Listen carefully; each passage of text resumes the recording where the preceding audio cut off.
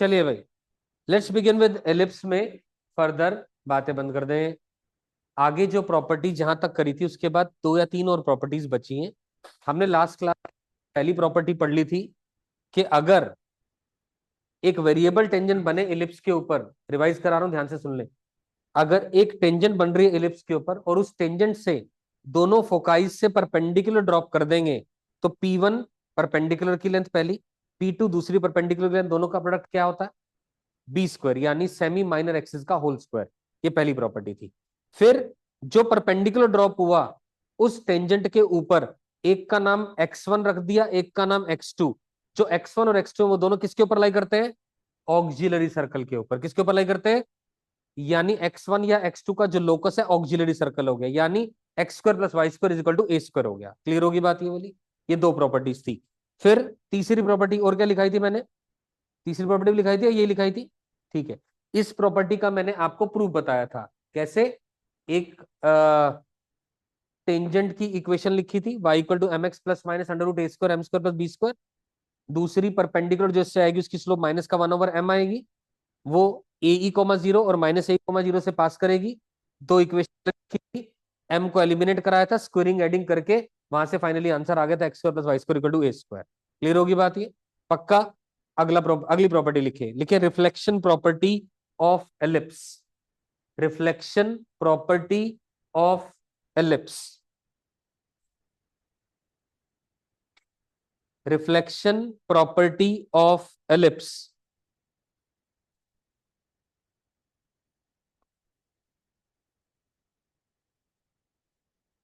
बोलना शुरू करूं? ढंग से बता रहा हूं, सुनिए जरा। The tangent and normal at a point P, लिखे the tangent and normal at a point P on the ellipse. The tangent and normal at a point P on the ellipse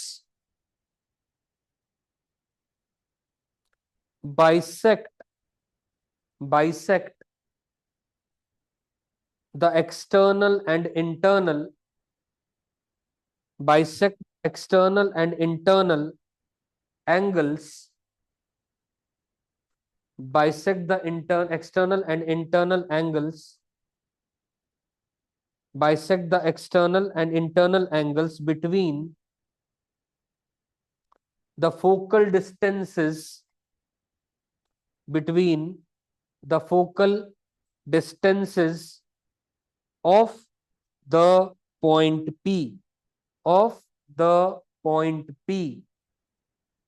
पूरी बात अभी समझाऊंगा, आगे लिखें। In another words, next line में, in another words all the rays all the rays from one focus all the rays from one focus are reflected through other focus are reflected through other focus and vice versa।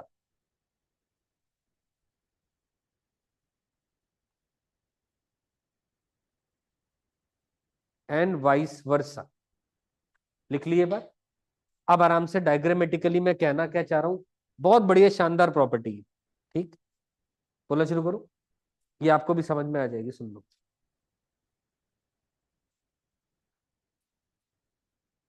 ये ellipse है, ठीक हो गई बात, standard ellipse बना ली। Ellipse के ऊपर ये कोई हमने एक टेंजेंट बना ली, ठीक होगी बात। पी पॉइंट पर ये एक इसकी नॉर्मल बन गई। करेक्ट? नॉर्मल बात है, यहां तक तो समझ में आ रही है सभी को। ये इसका फोकाई F1 है, ये इसका फोकाई F2 है। मैंने क्या करा, इस फोकाई से ये पॉइंट ज्वाइन कर दिया, पी पॉइंट, और इस फोकाई पर दूसरा पॉइंट ज्वाइन करती है। कोई कंफ्यूजन नहीं, पक्की बात है। अब पढ़ते हैं कहा क्या गया है। द टेंजेंट एंड नॉर्मल, ये रही टेंजेंट, ये रही नॉर्मल। ठीक, clear. The tangent and normal bisect the external and internal angle between the focal distances of point P. Focal distance का मतलब क्या होता है? Distance of any point P from the focus. Distance of any point P lying on the ellipse from the focus. मैं कहना आपसे ये चाह रहा हूं कि ये जो एंगल है और ये जो एंगल है, ये दोनों बराबर है। ये पूरा एंगल, ये पूरा, इस एंगल को दो बराबर भागों में बांटा इस लाइन ने, क्या नाम है वो उसका? नॉर्मल। क्लियर होगी बात ये? ठीक है, तो ये बात तो समझ में आएगी। Normal is acting as the bisector between F1 P F2 और F1 P F2। अब इस चीज को यहां बना रहा हूं मैं एक मिनट के लिए। ये रही F1 वाली लाइन, ये रही F2 वाली लाइन। इधर सॉरी F2 है, इधर F1 है, ये P पॉइंट है ना। और ये जो लाइन आ रही है, इसने ऐसा और ऐसा बांट दिया, ठीक है। और ये जो लाइन जा रही है, क्या ये टेंजेंट है? हाँ या ना, बोलो। अगर ये नॉर्मल है पी पॉइंट पर, तो ये टेंजेंट है नॉर्म पी पॉइंट पर, ये सुनो। ठीक, तो ये जो लाइन आगे गई, ये वाली लाइन और ये वाली लाइन, ये इनका इंटरनल एंगल हुआ तो ये एक्सटर्नल एंगल हुआ। हाँ या ना? करेक्ट है बात ये? आ रही बात समझ? अरे भाई, दो लाइंस हैं ऐसी और ऐसी, अगर उनका एक एंगल ये है तो दूसरा एंगल ये होगा कि नहीं होगा? इसको इंटरनल कहूंगा तो ये एक्सटर्नल हो जाएगा, इसको इंटरनल कहूंगा तो ये एक्सटर्नल हो जाएगा। ये सुनो, क्लियर है बात ये? एग्रीड? तो ये जो एंगल है, it is being bisected by this line and this is the tangent, and I am saying this angle is equal to this angle. So my point is the tangent and normal are acting as the external and internal bisector between the focal radii. समझ में आ गया? और क्योंकि ऐसा हो रहा है, तो यहां अगर मैंने कोई एक लाइट का सोर्स रखा और उसने इधर स्ट्राइक करा पी पॉइंट पर, वो आकर के वापस F1 पॉइंट पर आकर के रिफ्लेक्ट होगा। Angle of incidence is equal to the angle of reflection. समझ में आई बात ये प्रॉपर्टी एलिप्स की होती है। क्लियर है बात ये? पक्का समझ आ गया? कोई कंफ्यूजन नहीं है?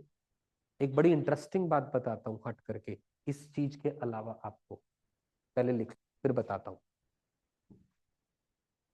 और ये बात ना यहां पर क्या है, अब मेरी बात ध्यान से सुनो एक मिनट के लिए। ये तो पी पॉइंट मैंने यहां बना दिया, कल को अगर पी पॉइंट में यहां बनाता तो भी वो स्ट्राइक होकर के यहां आएगी।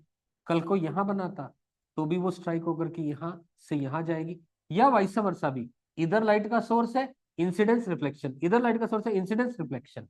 वो एलिप्स के किसी भी पॉइंट पर अगर लाइन जाकर के रे जाकर के स्ट्राइक करेगी, वो गारंटी दूसरे फोकस से पास करेगी। समझ में आई बात ये? ठीक है, लिख लीजिए।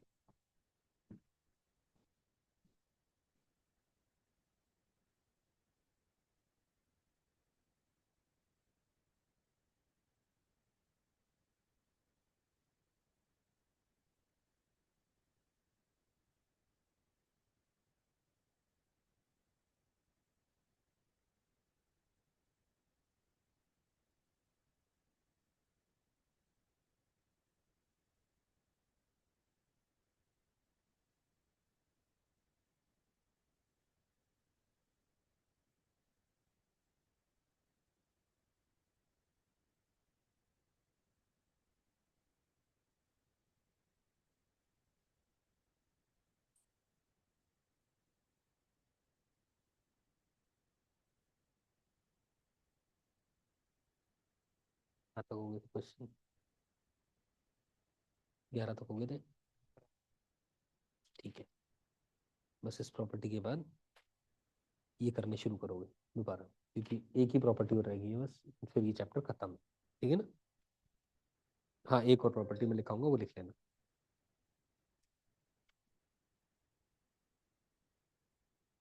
लिखे आराम से।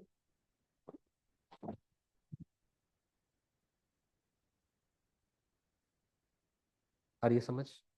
पक्की बात? शुरू में शायद वीडियो थोड़ी देर गायब रही होगी वो, पर ठीक है, हो जाएंगी चीजें, समझ आएंगी। हाँ सही है, अच्छे से नोट्स बनाइए। ठीक।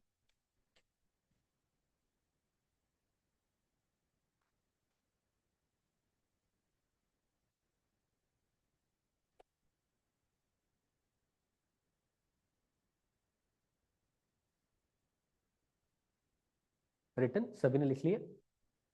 ठीक है। एक्चुअली क्या है, इसके पीछे ना साइंस भी है। पता नहीं आप लोग को पता है नहीं पता। अ, एक ना डॉक्टर्स फील्ड की बात कर रहा हूँ। किडनी में जब परेशानी होती है कोई, एक एक टेक्नोलॉजी होती है, शायद उसको लिथोस्कोपी बोलते हैं। I am not very sure about the name. Kidney में स्टोन हो जाता है लोगों के, तो उसमें इस प्रॉपर्टी का इस्तेमाल किया जाता है। इस प्रॉपर्टी का क्या इस्तेमाल किया जाता है कि जिस ऑब्जेक्ट के थ्रू ऑपरेट किया जाता है, किडनी में एक स्टोन होती है, उस स्टोन को तोड़ने के लिए उस स्टोन के ऊपर स्ट्राइक किया जाता है कुछ रेज के माध्यम से। और वो रेज, और जो हर पर्सन की जो किडनी है, that is in the shape of an ellipse. ठीक है? हर एलिप्स का अपना फोकाई होता है। तो क्योंकि आजकल वाया टेक्नोलॉजी सब कुछ चीजें होने लग गई हैं, उसके अंदर में कैमराज होते हैं, सब कुछ होता है, तो एज अ रिजल्ट हर पर्सन की किडनी के अनुसार, जिस पर्सन का ऑपरेट होने लग रहा होता है, उस किडनी का वो फोकस ढूंढ लेता है वो कैमरा या वो टेक्नोलॉजी के कहाँ है। और मान लीजिए, क्योंकि इंसान के शरीर के अंदर में हर जगह पर वो चीज जिसके थ्रू हम स्ट्राइक करना चाह रहे हैं चीजों को, वो चीज वहां तक पहुंच पाए ऐसा पॉसिबल नहीं है। इसलिए एंगल्स का मेजरमेंट लिया जाता है। और क्या होता है, मान लीजिए कैमरा यहां तक पहुंच पाया जहां से कि एक रे ऑफ लाइट जाएगी जो स्टोन को स्ट्राइक करेगी, और उस किडनी के अंदर में यहां पर कहीं स्टोन पड़ी है या यहां पर कहीं स्टोन पड़ी है। तो यहां स्टोन पड़ी है और मान लो वो चीज यहां पहुंच नहीं पा रही है, तो रे ऑफ लाइट यहां जाएगी, स्ट्राइक करके यहाँ आए, ताकि उसके ऊपर वो स्ट्राइक आए, स्ट्राइक करे, और उस स्टोन को या उस परेशानी को वो तोड़ सके। ये टेक्नोलॉजी में एलिप्स, एलिप्स में साइंस, साइंस में एलिप्स इस्तेमाल होता है। समझ आ रही है बात? ये ये रिफ्लेक्शन प्रॉपर्टी बड़ी काम की प्रॉपर्टी है। चलिए अगली बात पे आते हैं। नेक्स्ट प्रॉपर्टी लिखिए, समझ तो आगे सभी को?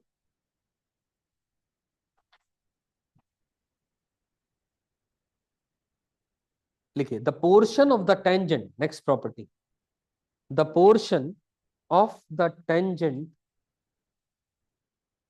हाँ, नेक्स्ट प्रॉपर्टी है the portion of the tangent to an ellipse, the portion of the tangent to an ellipse between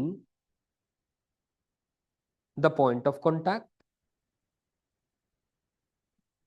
and the directrix. Portion of tangent to an ellipse between the point of contact and the directrix subtends a right angle at the corresponding focus. Subtends a right angle at the corresponding focus. मतलब क्या हुआ इस बात का? इधर ध्यान दे, diagrammatically समझा रहा हूं। ये एक एलिप्स है, the portion of the tangent to an ellipse between the point of contact and the directrix. मान लीजिए ये वन ऑफ द डायरेक्ट्रिक्स है, इसकी बात कर रहे हैं, ये D1 डायरेक्ट्रिक्स है, ये फोकाई F1 है। ठीक, ये एक टेंजेंट रैंडमली बनाई गई एलिप्स के ऊपर। ठीक है ना? The portion of the tangent between the point of contact and the directrix, इसको क्यू मान लेते हैं। ठीक होगी बात। Subtends are right angle at the corresponding focus, यानी इस पी पॉइंट से लाइन यहां और इस क्यू पॉइंट को ज्वाइन करेंगे तो ये एंगल 90 डिग्री आएगा। That's the property. एंड ये बात इधर के लिए भी एप्लीकेबल हो जाएगी। अगर इधर डायरेक्ट्रिक्स है तो इधर बात इधर के डायरेक्ट्रिक्स की हो जाएगी, यानी इधर के फोकस की हो जाएगी कि ये क्यू डैश है, यहां से इसको और यहां से इसको, ये अलग 90 डिग्री हो जाएगा। ऐसा प्रूव किया जा सकता है। कैसे? पहले प्रूव करने के ऊपर बात करते हैं, कैसे करेंगे। सिंपल बात, हम लोग जानते हैं डायरेक्ट्रिक्स की इक्वेशन क्या होती है, x equal to a by e. Tangent की इक्वेशन किसी एक पॉइंट पर a cos theta comma b sin theta, ये इक्वेशन बनेगी x cos theta divided a plus y sin theta divided b is equal to 1। ये अपने पास tangent की equation आ गई, सही है। इस टेंजेंट की इक्वेशन को इस पॉइंट के साथ x equal to a by e को सॉल्व कर देंगे तो क्या हमारे पास q का कोऑर्डिनेट आ जाएगा, हाँ या ना। x equal to a by e directrix की इक्वेशन है। p का कोऑर्डिनेट अवेलेबल है, f1 का कोऑर्डिनेट ए ई कॉमा 0 होता है, तो क्योंकि कोऑर्डिनेट भी आ जाएगा, ये कोऑर्डिनेट पता है, ये कोऑर्डिनेट पता है, इसकी स्लोप निकालो और इसकी स्लोप निकालो, दोनों का प्रोडक्ट -1 आ जाएगा। दोनों की स्लोप्स का प्रोडक्ट क्या आएगा, -1 आ जाएगा। ये चेक करके देखेंगे, ऐसा होता है हमेशा। और ऐसा ही दूसरे डायरेक्ट्रिक्स के साथ में भी हो जाएगा, तो हमें बार बार प्रूव करने की इसको जरूरत नहीं है। एज अ रिजल्ट याद करेंगे। याद करो, मैंने पैराबोला में भी इस तरीके की प्रॉपर्टी का व्याख्यान कराया हुआ है आपको।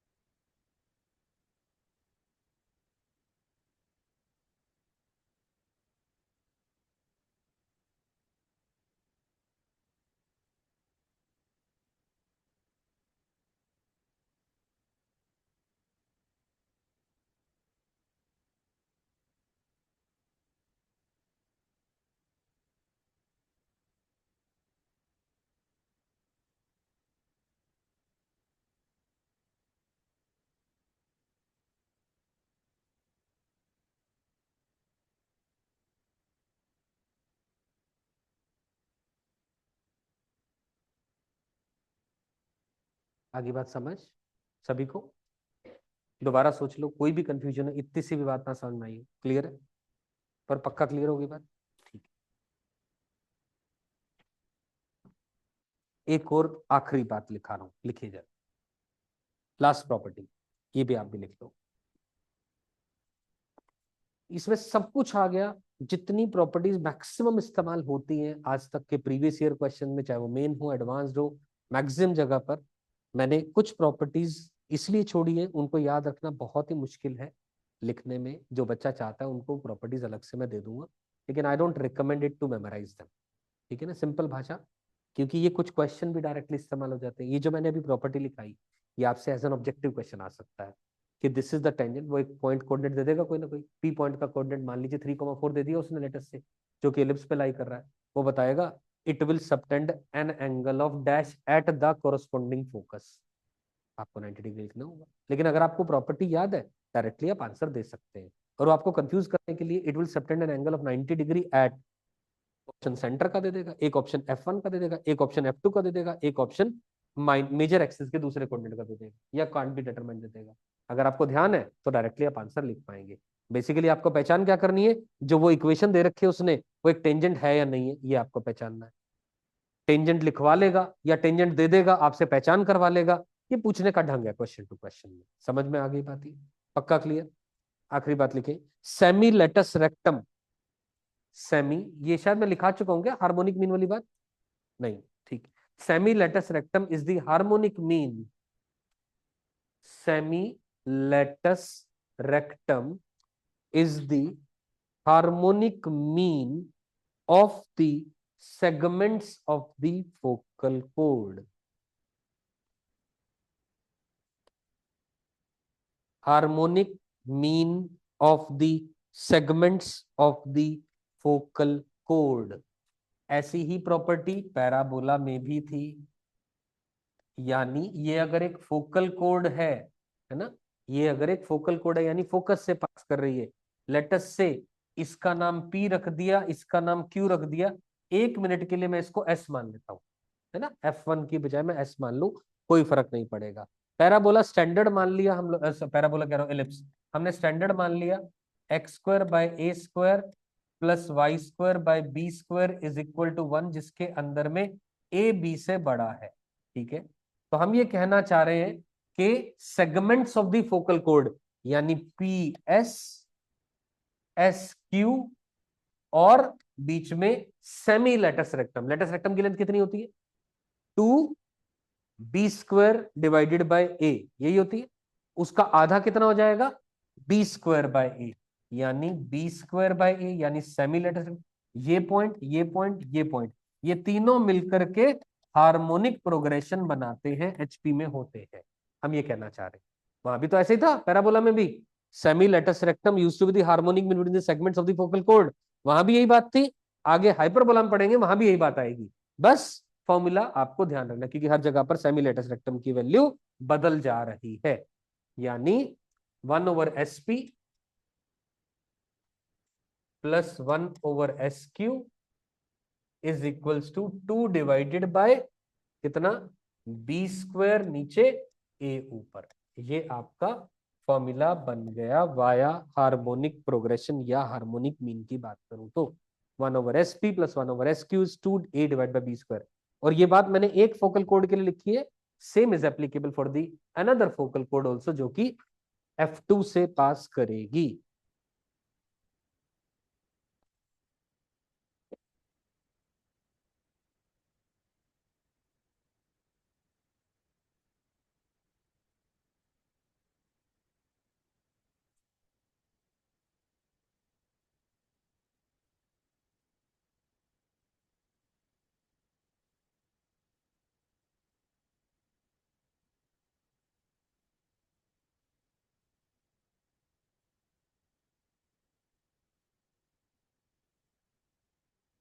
पारस क्लियर होगी बात, सभी को याद होगी बातें ये सारी, पक्का है? कल मैं सारे क्वेश्चंस के फॉर्मूला सुनूंगा। I will be asking the formulas for parabola as well as ellipse, दोनों के फॉर्मूला सुनूंगा मैं। और जिसे नहीं याद हुए ना, मैं सच बता रहा हूं, कल मैं 10 बार वो फॉर्मूला उस बच्चे से लिखवाऊंगा, या वो प्रॉपर्टी, मैं दोनों की बात कर रहा हूं। यहां तक आपका एलिप्स खत्म हो जाता है। अब क्वेश्चंस की बारी आ गई, लिखें क्वेश्चंस। कल भी 11:30 होगी की क्लास, बात करेंगे इस मामले में। दोबारा बोलो, सर्कल के, नहीं नहीं नहीं, कल मैंने, देखो मेरी बात समझो, देखो मैंने आपसे एक प्रॉमिस किया था, एलिप्स का काम आज की क्लास से पहले दिया क्या मैंने? नहीं दिया। आज मैं कह रहा हूं एलिप्स का काम है, और ईमानदारी से आपने पैराबोला करा, लेकिन एक ही कमी मुझे नजर आई, आपके सोचने की प्रक्रिया में कोई परेशानी नहीं है, क्योंकि आपके फॉर्मूले नहीं याद है, तो इसलिए सोच सही रहे हो लेकिन लगा गलत रहे उसको। याद है, आप चुटकी में आंसर निकाल पाओगे। अब मैंने कल एलिप्स के बहुत सारे क्वेश्चन, मैंने 10 से 12 क्वेश्चन छांटे हुए हैं। वो 10 से 12 क्वेश्चन तो कम से कम मुझे कराने, और उनमें सारा चैप्टर कंप्राइज हो रखा है। अब मेरी मेहनत पे क्यों पानी फेर रहे हो, है ना? वो तभी अच्छे से हो पाएगा जब आपको फॉर्मूलाज प्रॉपर्टीज याद होंगी। सर्कल का मैं बात ही नहीं कर रहा हूं, सर्कल से मुझे कोई लेना देना नहीं है कल की क्लास में। मुझे कल की क्लास में एलिप्स से लेना देना है और पैराबोला से, क्योंकि इंटरमिक्स भी होंगे कुछ ना कुछ। सर्कल भी आ जाएगा, पर सर्कल इतना आपको ऑलरेडी ध्यान है, नहीं ध्यान है तो फिर भी उसको कर ले। ठीक, डन। सर्कल के एडवांस क्वेश्चन करा दूं, करके आओ कल, एडवांस वाली असाइनमेंट करके आओ। अच्छा, सर्कल का एडवांस क्वेश्चन, अच्छा करा दूं, अभी करा देता हूं मैं। पहले वही कराऊं, पहले वो कर लेते, पहले वो कर लो।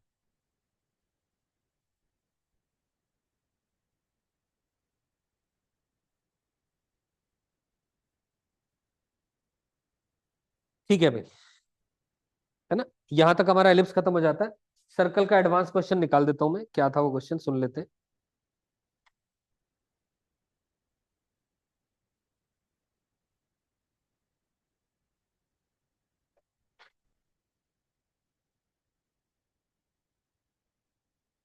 हाँ भाई, क्वेश्चन था कंसिडर अ ट्रायंगल, सुन ले बात को। एक ट्रायंगल whose two sides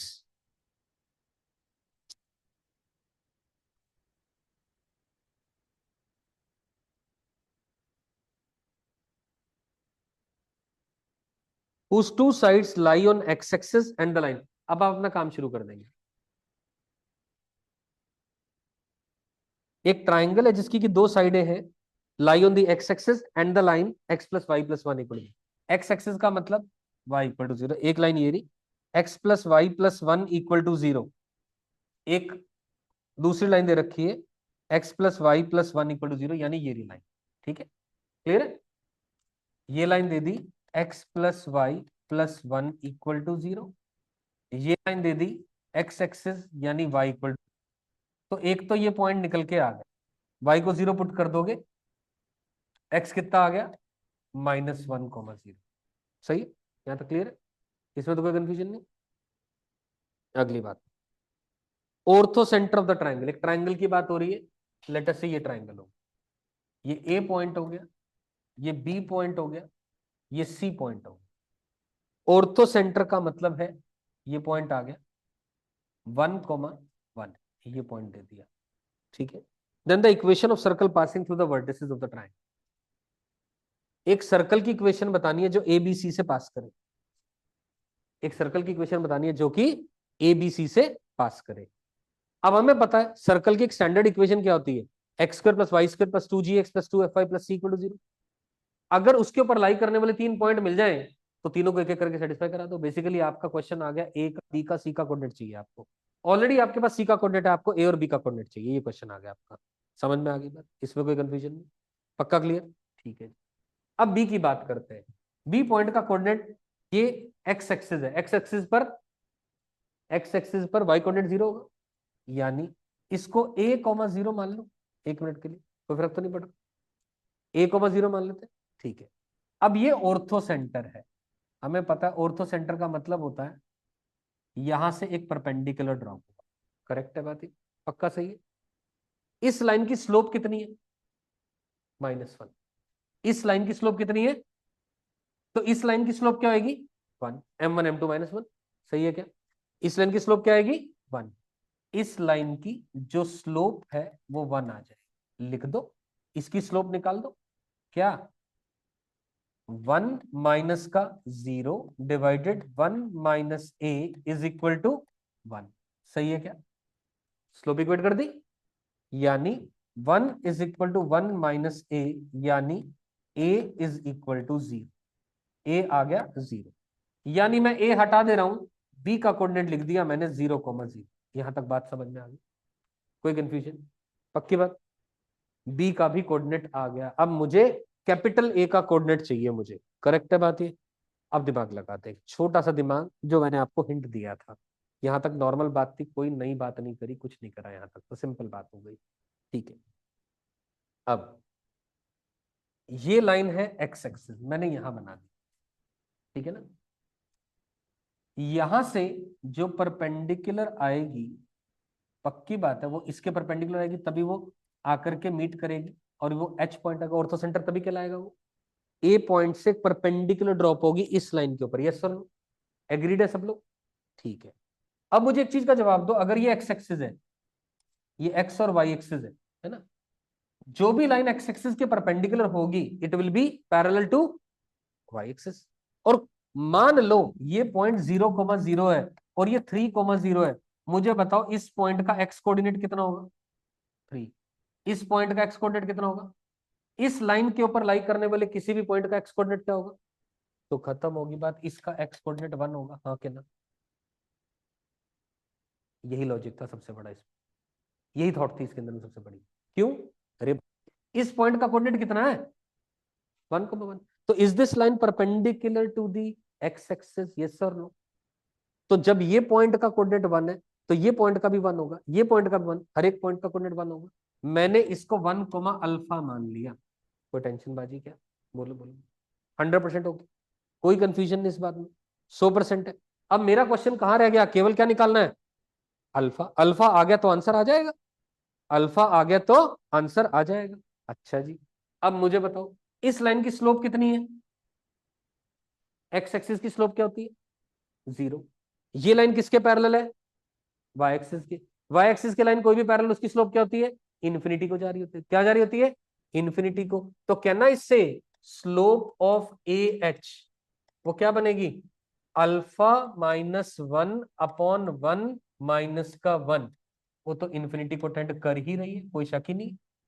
नजर आ भी रही है आपको? मैं प्रूव करना चाह रहा था ये बस, इसका क्वेश्चन से कोई लेना देना नहीं, टेंडिंग टू इन्फिनिटी जा रही है बात ही। पक्का एग्रीड, यस और नो? ठीक है जी। अब ए पॉइंट किस लाइन के ऊपर लाई कर रहा है? इस लाइन पर लाई कर रहा है, हाँ कि ना? कर रहा है कि नहीं कर रहा है? क्या करेगा इसको? करा दो। Alpha +1 + 1 equal to 0। अल्फा क्या आ गया? -2। यानी ये पॉइंट क्या आ गया? 1, -2। अब आपके पास, अब आपका क्वेश्चन खत्म हो चुका है। एक ये पॉइंट आ गया, एक ये पॉइंट आ गया, और एक ये पॉइंट आ गया। 3 पॉइंट आ गए, सर्कल की इक्वेशन लिख दो। और 0, 0 से पास कर रहा है वो सर्कल, तो पक्की बात है सी तो 0 हो गया। x² + y² + 2gx + 2fy equal to 0 हो गया। आपको जी और एफ निकालना है, खत्म होगी। जी और एफ निकालने के लिए एक बार ये पुट कर दो, सॉरी, और एक बार ये पुट कर दो, आंसर आ गया, खत्म होगी बात। क्लियर है? कोई कंफ्यूजन नहीं। ये मेथड नंबर 1 था इस क्वेश्चन को करने का। This is method number 1। Understood है बात ये? पहले इसको लिखो, फिर अगली बात पे आऊंगा। लिखो, लिख लिया? अब देखो एक और दूसरा तरीका इसका बहुत बढ़िया शानदार। ये इसमें केवल एक छोटा एडवांस का क्वेश्चन ना, जरूरी नहीं है सारे क्वेश्चन लंबे होते हैं, उसमें एक थॉट होती है जो औरों से हटके होती है, बस ये फर्क होता है। एक्चुअल आईआईटी यही होता है, एक्चुअल आईआईटी का पेपर यही होता है, जिसमें एक थॉट जो बहुत सारे बच्चे नहीं सोच पाएंगे, केवल कुछ बच्चे सोच पाएंगे। कोई नई बात नहीं है, ये तो सबको बात पता थी ना। जब याद करो, मैंने आप लोग को कल परसों हिंट बताया था, any line perpendicular to y x axis will be parallel to y axis, बताई थी ये बात। यही तो इस्तेमाल करा मैंने, कोई नई बात तो करी नहीं अभी भी मैंने। सही है ना? ठीक है, लिख लें इस बात को। फिर अगला एक और तरीका है।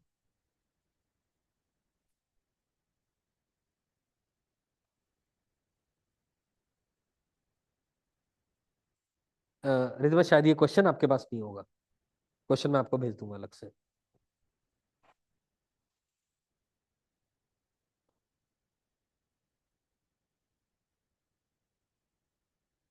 आंसर तो मेरे पास भी नहीं होगा यार भाई, आंसर नहीं होगा मेरे पास, निकल जाएगा वो तो, कोई खास बात नहीं।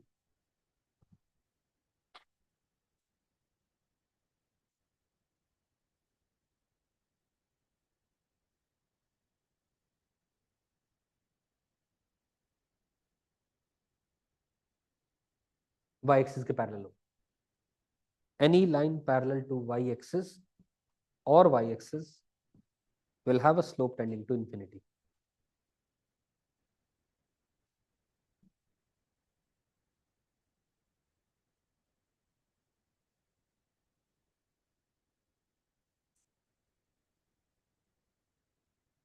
उसी पे आ रहा हूँ, लिख लिया सभी ने? चलो अगले मेथड पे, कर्व डन। लिख रहे हैं कुछ बच्चे अभी।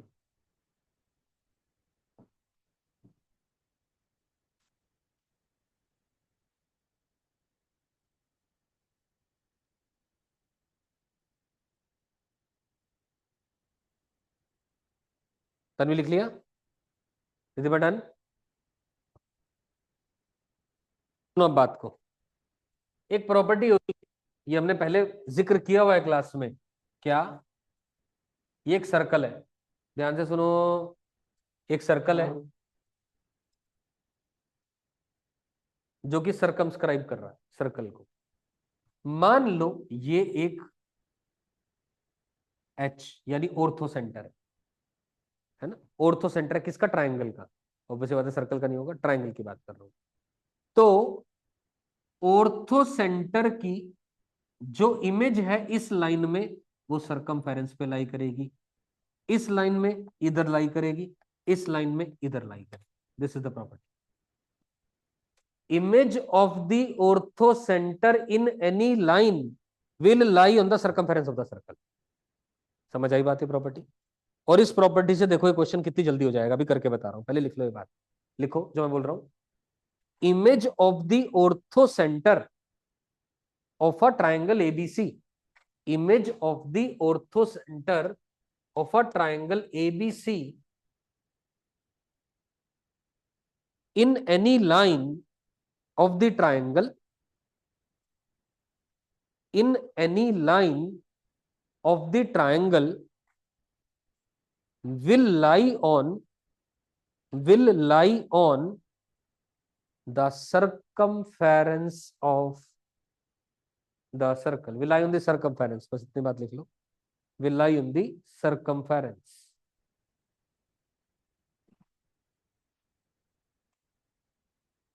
समझ आई बात ये मेरी? ऑर्थो सेंटर की इमेज हर लाइन में सर्कल के सर्कमफेरेंस के ऊपर लाई करेगी। तो बताओ ये दिया हुआ था कितना पॉइंट? 1,1। ये पॉइंट कितना था? ये निकाल लिया था ना, ये पॉइंट था ना, कितना था? -1, -1,0। यहां तक की बात कर ली थी, ठीक है ना। ये लाइन कौन सी एक्सिस है? X axis. एक्स एक्सिस है, ये पॉइंट आ गया। फिर दोबारा मुझे सर्कल के लिए 3 पॉइंट तो चाहिए चाहिए। अब मैं कह रहा हूं कि सर्कल के लिए एबीसी के बजाय सर्कल पे लाई करने वाला कोई और पॉइंट भी मिल जाएगा तब भी बन जाएगी बात, कोई फर्क नहीं पड़ रहा। जरूरी नहीं मुझे ए निकालना है, बी निकालना है, सी निकालना है। मुझे इतना पता है इस पॉइंट की इमेज 1,1 की इमेज एक्स एक्सिस में कितनी होती है? 1,-1। ये पॉइंट आ गया 1,-1, ये आ गया, हाँ या ना? This is a point lying on the circle, yes और नो? और ये पॉइंट ऑलरेडी हमने एक और निकाल लिया था, क्या था वो? खत्म बात। 3 पॉइंट आ गए क्या सर्कल पे लाई करने वाले? आंसर निकाल लो। समझ आ गई बात? यानी जिस बच्चे के दिमाग में ये प्रॉपर्टी नहीं आ रही, any line parallel to the y axis या any line perpendicular to the x axis will be parallel to the y axis वाली बात जो मैंने कहा था, जो पिछले क्वेश्चन में या तरीके में थॉट थी इंपॉर्टेंट, वो नहीं इस्तेमाल करना चाह रहे, ना करो। रिफ्लेक्शन प्रॉपर्टी का इस्तेमाल करो, कोई चक्कर नहीं, आंसर आएगा, 100% आएगा, बल्कि लेस टाइम कंजप्शन से आएगा, ठीक है ना।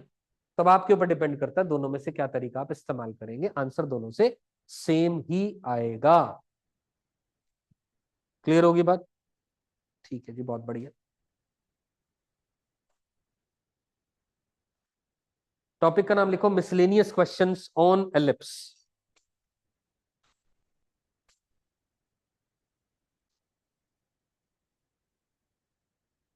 Miscellaneous questions on ellipse.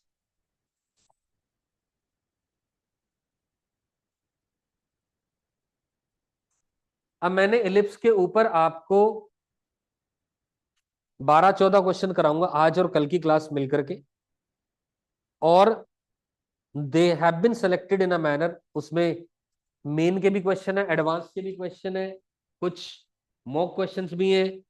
Important ये है कि उनमें सारा चैप्टर की सारी प्रॉपर्टीज कंपाइल कर रखी है मैंने। क्लियर? इंपॉर्टेंट है, बस उनको ढंग से करना है अपने को। क्वेश्चन नंबर पहला लिखें, आसान से लेके मुश्किल सारे क्वेश्चन मिलेंगे। पहला question, find the equation of the ellipse. Find the equation the ellipse having center at 1,2, equation of the ellipse having center at 1,2, center at 1,2, one foci at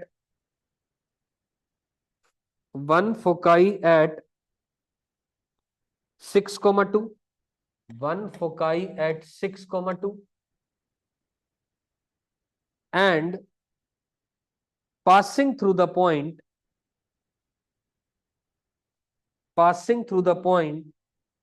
4,6 and passing through the point 4,6।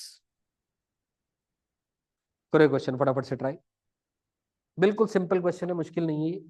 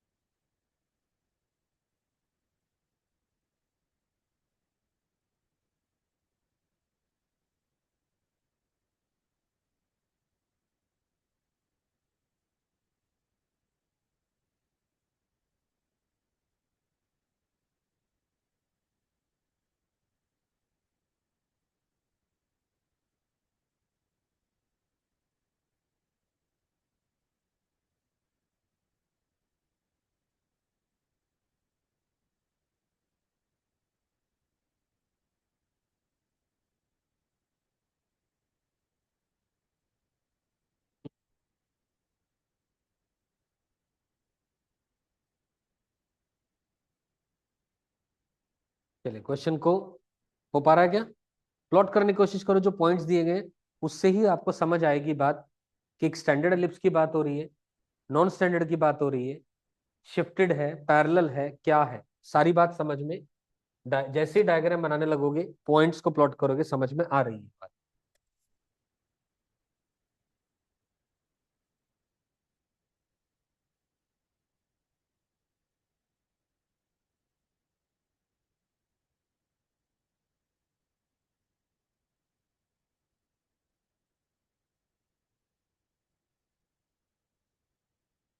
देखो इधर ध्यान देंगे सब लोग, centre दिया हुआ कितना 1,2 मैंने बना लिया। अब अभी तक मुझे कुछ नहीं पता चला इस बारे में कि वो उसका जो एक्सिस होगा वो पैरेलल टू एक्स एक्सिस या वाई एक्सिस आएगा कि नहीं आएगा, यहां से कुछ नहीं पता लग रहा है ना, समझ आ रही है बात। लेकिन एक और बात लिख दी, फोकस 6,2 वन फोकस, तो 6,2 पक्की बात है वो फोकस यहां लाई कर रहा है, हाँ या ना? 6,2 क्योंकि ये पॉइंट है 0,2, तो 2 वाई कोऑर्डिनेट तो इसी लाइन पे लाई करेगा, 6 इससे दूरी पर हो जाएगा एक्स कोऑर्डिनेट। एग्रीड यस और नो? और फोकस जिस लाइन पर लाई कर रहा होता है वही लाइन क्या होती है? मेजर एक्सिस होती है। पक्की बात है मेजर एक्सिस होती है, पता है अपने को। मतलब इन दोनों के बीच में दूरी कितनी है? 5 की, 5 यूनिट्स की। तो पक्की बात है दूसरा फोकस भी 4 यूनिट्स पीछे होगा। तो पक्की बात है जो दूसरा फोकाई F2 है उसका कोऑर्डिनेट क्या आएगा? -4,2, क्योंकि 4 डिस्टेंस ये रहा, 1 डिस्टेंस ये रहा, तभी मिलके ये 5, क्योंकि सेंटर हमेशा क्या होता है? मिड पॉइंट होता है। किसका? दोनों फोकाइज का। ये बात समझ आ गई नहीं आ गई? पक्की बात क्लियर है? इस बात में कोई परेशानी नहीं किसी को? तो क्योंकि फोकाई दोनों यहां आ गए तो गारंटी है इलिप्स ऐसा ही होगा। ये श्योर हो गई बात? इस बात से निष्कर्ष निकल गया। 100% क्लियर है बात। ये सोचने का ढंग है। प्लीज बार बार कह रहा हूं, जब तक रट्टाफिकेशन से नहीं हटोगे, सोचने का ढंग नहीं अपनाओगे, नहीं होगा। जैसे इस बात से इस चीज से बाहर हट गए कि सोचना शुरू कर देंगे, मैं बता रहा हूं 15 या 10 से 12 अच्छे क्वेश्चन में पूरा चैप्टर समा जाएगा। कुछ करने की और जरूरत नहीं।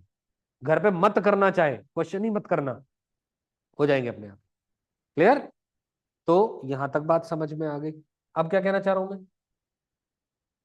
अब ठीक है, एक और बात देखिए, ये पास कर रहा है 4,6 से, ये 4,6 कोई एक पॉइंट इसके ऊपर लाई कर रहा है। सही होगी बात ये? कोई कंफ्यूजन नहीं? अब इस क्वेश्चन करने के कई सारी अप्रोचेज है यहाँ से। अब मुझे क्या निकालना है? ये तो तय हो गई बात ये कि ये x-1 का whole square upon a square plus y-2 का whole square upon b square equal to 1, guarantee है यही इलिप्स है, हाँ या ना? और ए बी से बड़ा है, ये भी कंफर्म है, ये भी बात समझ में आ गई, क्योंकि फोकस इसी जगह पर लाई कर रहा है। यस और नो? सेंटर शिफ्टेड है, पैरेलल टू एक्स एक्सिस आ गया, सब कुछ बात क्लियर होगी। मेरा क्वेश्चन क्या रहेगा, केवल मुझे क्या निकालना है, ए और बी निकालना है। अब मुझे एक चीज समझ में आ रही है, ये डिस्टेंस कितना है, 5। क्या मैं लिख सकता हूं 5 इज इक्वल टू ए ई, हाँ या ना? फोकाई का डिस्टेंस क्या होता है, ए ई ही तो होता है। तो ए ई की वैल्यू आ गई 5 यूनिट्स, ए ई आ गया। और क्या चाहिए अब मुझे, बताओ क्या करूं अब मैं? और बताओ कौन बताए? पॉइंट से सेटिस्फाई करा दो, खत्म हो गई बात।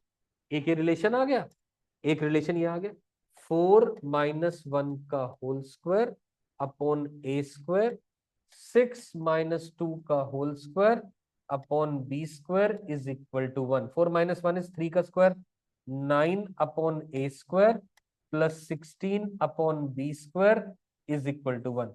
चलो एक रिलेशन तो मैंने ये मान लिया। अब ए ई की वैल्यू 5 आ गई। अब मुझे एक चीज और पता है, b square is equal to A square minus a square e square. A square times of 1 - e square वाला रिलेशन होता है। ए ई की वैल्यू 5 आ गई, ये 25 आ गया। B square is equal to A square minus का 25। तो यहां बी स्क्वायर की जगह ए स्क्वायर माइनस 25 पुट कर दोगे, ए स्क्वायर को यू मान लोगे, यू में क्वाड्रेटिक बनेगी, सोल्व कर दोगे, आंसर आ जाएगा। नहीं आया समझ? आ गया रिधिमा, क्लियर है? बी स्क्वायर को ए स्क्वायर माइनस 25 पुट कर दो, पहले लिखो इतनी बात।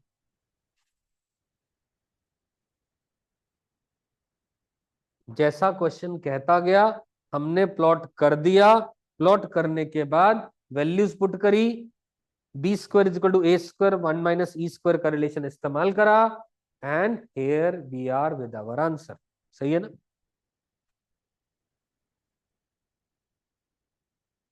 ए स्क्वायर 45 आएगा, बी स्क्वायर 20 आएगा। फाइनली ए स्क्वायर की वैल्यू 45 और बी स्क्वायर की वैल्यू 20, ये आंसर आएगा फाइनली।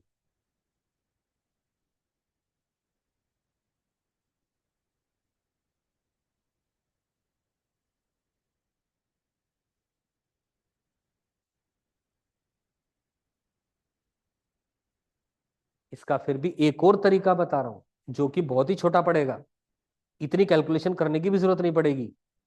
एक और तरीका बता रहा हूं, पहले लिख लो इसको, है ना? B square is a square minus 25, substitute करेंगे, क्योंकि स्क्वायर ए का आ रहा है, ए स्क्वायर को यू मान के यू में क्वाड्रेटिक बना लोगे। बता, इसमें ना ये लगाएगा ना दो, P F one is equal to e times P M two, क्योंकि क्वेश्चन में ये नहीं दिया हुआ है ellipse parallel to x axis है या नहीं है, major axis minus directrix equation दे रखी है, हाँ दे रखी है। ये इक्वेशन डायरेक्ट्रिक्स की है, ये फोकस दे रखा है। P F one equal to e यानी हाफ, ये रहा पी एम टू, पी का कोऑर्डिनेट एक्स कॉमा वाई, इसका डिस्टेंस यहाँ से हाफ टाइम्स इसका इस लाइन से distance x minus y minus 3 upon under root of coefficient of x का square plus coefficient of y का स्क्वायर। स्क्वायरिंग कर देगा, आंसर आ जाएगा। समझ गया बात? है ना? जब कुछ नहीं मेंशन होता तो हम इस तरीके की बात का इस्तेमाल करते ही करते हैं किसी भी कोनिक में। क्लियर?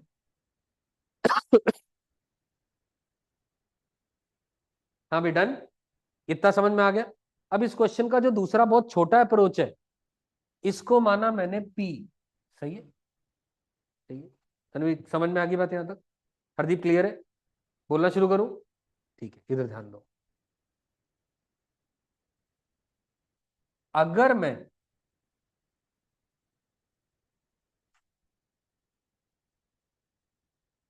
इन दोनों की बात करूं, क्या पी का F1 का F2 का कोऑर्डिनेट अवेलेबल है? P F1 plus P F2 किसके इक्वल होता है? 2a। क्या मैं पी F1 निकाल सकता हूं? क्या मैं पी F2 निकाल सकता हूं? ए आ जाएगा, ए आ गया तो बी आ जाएगा, ए पता है तो ई आ जाएगा, इसमें इस्तेमाल करोगे छोटा हो जाएगा तरीका। समझ में आ रही मेरी बात? ये एक दूसरा तरीका इसको काम करने का। यानी निष्कर्ष क्या निकला, जब भी एक पॉइंट एलिप्स के ऊपर दिया गया होगा और फोकाइज निकाल सकते होंगे, तो आप इस प्रॉपर्टी का पक्का इस्तेमाल करोगे ए निकालने के लिए। समझ आई बात? ही पक्का?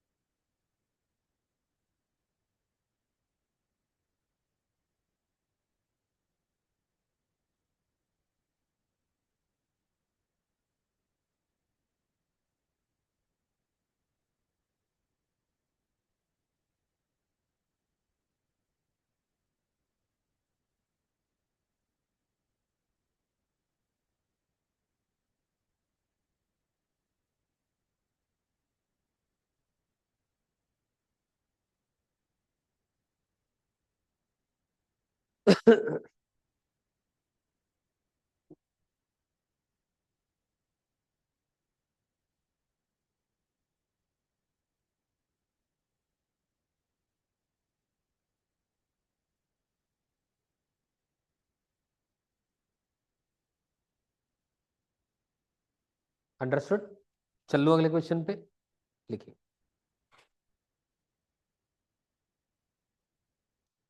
बहुत बेसिक क्वेश्चन लिखवा रहा हूं, देखते कितने लोग जवाब देंगे। बहुत बेसिक, और ये एक जेई का पुराना क्वेश्चन है, बहुत बेसिक है। और लिखो the equation x square divided 8 - t plus Y square divided t - 4 is equal to 1 represents an ellipse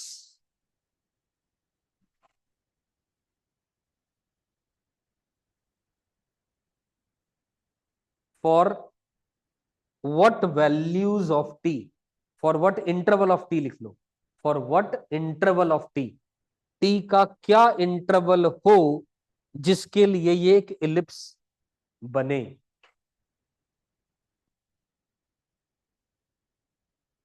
क्या करेंगे इसमें, सोचो फटाफट।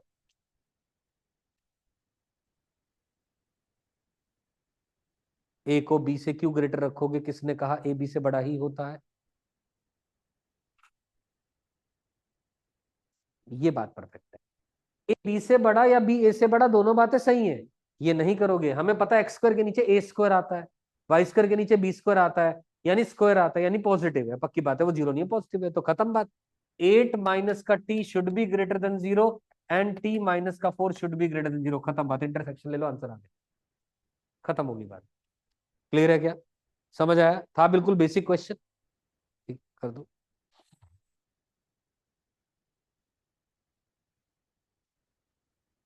बस एक और बात ध्यान रखनी है, क्या, 8 - t should not be equal to t - 4।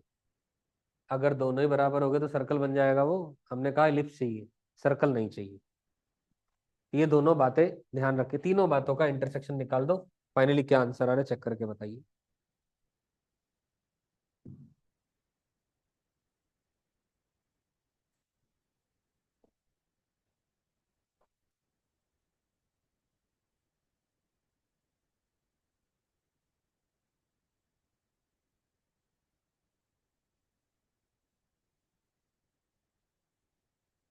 आज का आखिरी सवाल एक और, जो कि स्टैंडर्ड हर जगह कॉमन है, चाहे वो एलिप्स आ जाए, चाहे वो सर्कल आ जाए, चाहे वो पैराबोला आ जाए, हाइपरबोला आ जाए, सब जगह पर।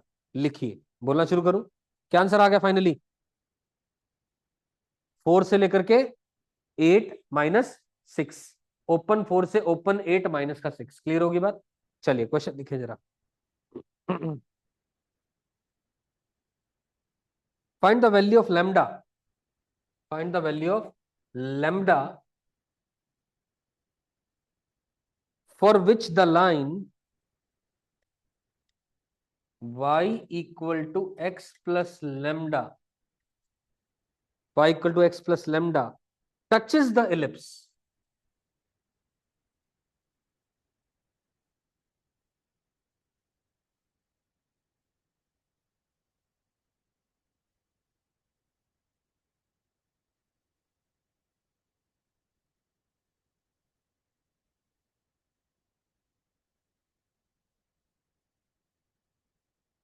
ये लाइन इस इलिप्स को टच कर रही है, यानी टेंजेंट बने, इसके लिए मुझे लैम्डा बताना है। तो क्या करेंगे हम, क्या करेंगे, स्टैंडर्ड फॉर्म में लेके आएंगे, फिर स्टैंडर्ड फॉर्म में लाने के बाद क्या करेंगे, तन्वी क्या करेंगे बताओ फटाफट, सीधा बोलो, कंडीशन ऑफ टेंजेंसी लगाएंगे सर, ठीक ठीक है ना, कंडीशन ऑफ टेंजेंसी लगाओ। ये बात किसी भी कोनिक के लिए एप्लीकेबल है, circle, straight circle, parabola, ellipse, hyperbola, सबके लिए। करिए जरा।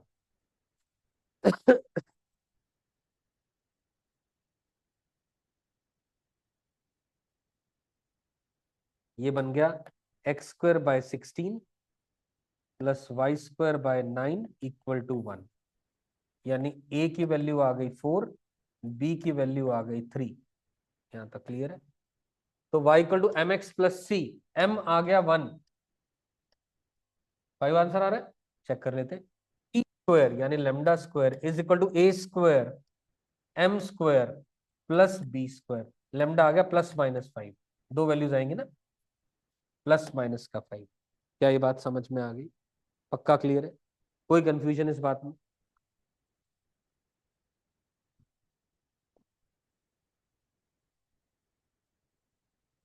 100% ओके है ना? अभी मैंने आज आपको अभी केवल बेसिक क्वेश्चन की थॉट आपको समझाई।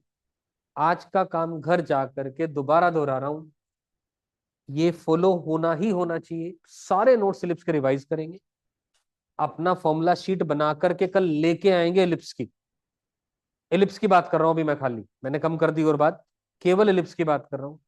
कल की क्लास कोई ना छोड़े, क्योंकि कल की क्लास में एलिप्स के बहुत प्यारे क्वेश्चन, एक थॉट, सोचने का तरीका आपको समझ में आ जाएगा। और अगर समय लगे तो आप एलिप्स की जो लेवल 1 की असाइनमेंट भेजी हुई है उसको करना शुरू कर सकते हैं आज ऑनवर्ड्स।